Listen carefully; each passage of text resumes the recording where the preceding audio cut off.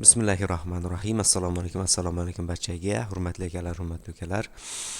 Hurmatli kanalimizni muntazam kuzatib borayotgan do'stlar. Bugun sizlar bilan birgalikda 3D yo'nalishida, animatsiya yo'nalishida ishlayotgan bir nechta kanallarni ko'rib o'tamiz. Bo'lib ham Sprunky yo'nalishida ishlayotgan kanallar. Oldin biz bir nechta kanallarni tahlil qilardik. Bular 3D Animals Animation edi. Endi mana bu hozir aytayotgan yo'nalishim bo'ladigan bo'lsa, Sprunky yo'nalishi. Mana shu yo'nalishda hozir ommalashib boryapti.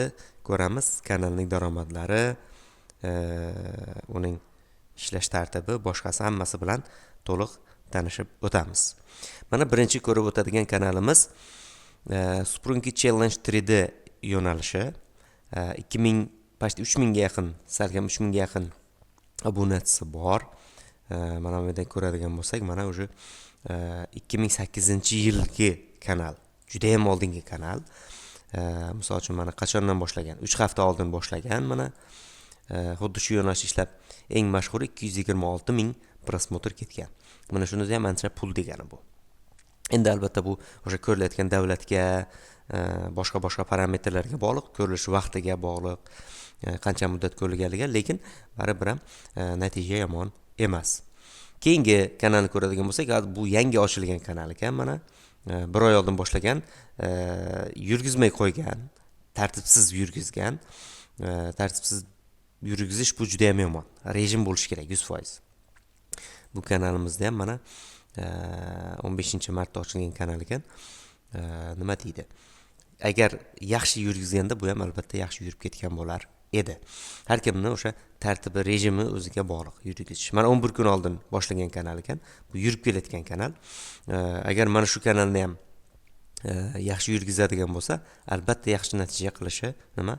Aniq narsa. Tem bo'li mana eski kanallardan ekan. Ancha yurib ketish ehtimoli nima?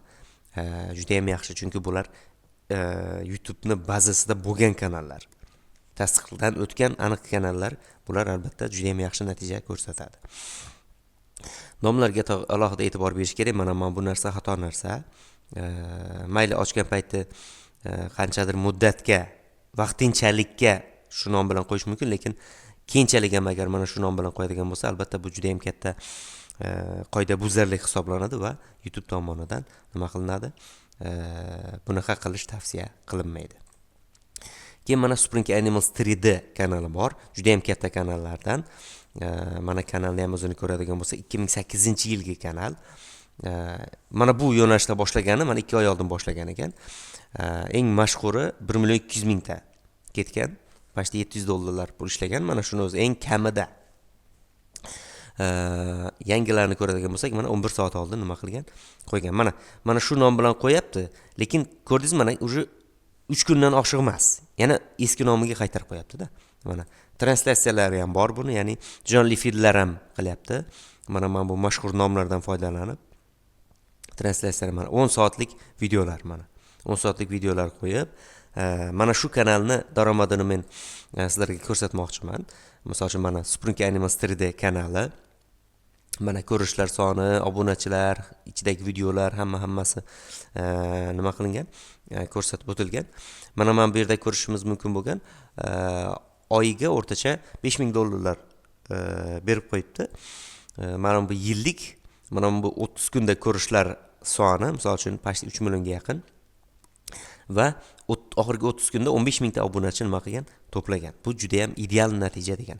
Mana xolasiz mana bu joyda kunlik mana 16-dan 29-gacha bo'lgan sana orasida har kuni videolar soni, boshqasi, topgan puli, ko'rishlar soni, obunachilar soni hammasi nima qilingan? Kunma-kun alohida ko'rsatib o'tilgan.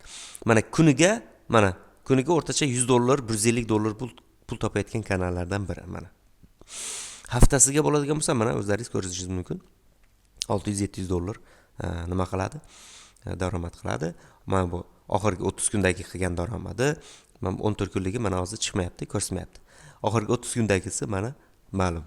Demak, albatta mana shu yo'nalish bo'ladimi, qanaqadir boshqa bir yo'nalish bo'ladimi, rejim bilan ishlanadigan bo'lsa, tartib bilan ishlanadigan bo'lsa, albatta o'zining yaxshi natijasini, samarali natijasini nima qiladi? Beradi. Bugun ko'rib o'tmoqchi bo'lgan narsamiz mana shulardan iborat edi. Keyingi darslarimizda, keyingi videolarimizda ko'rishguncha xayr, sog' bo'ling, salomat bo'ling.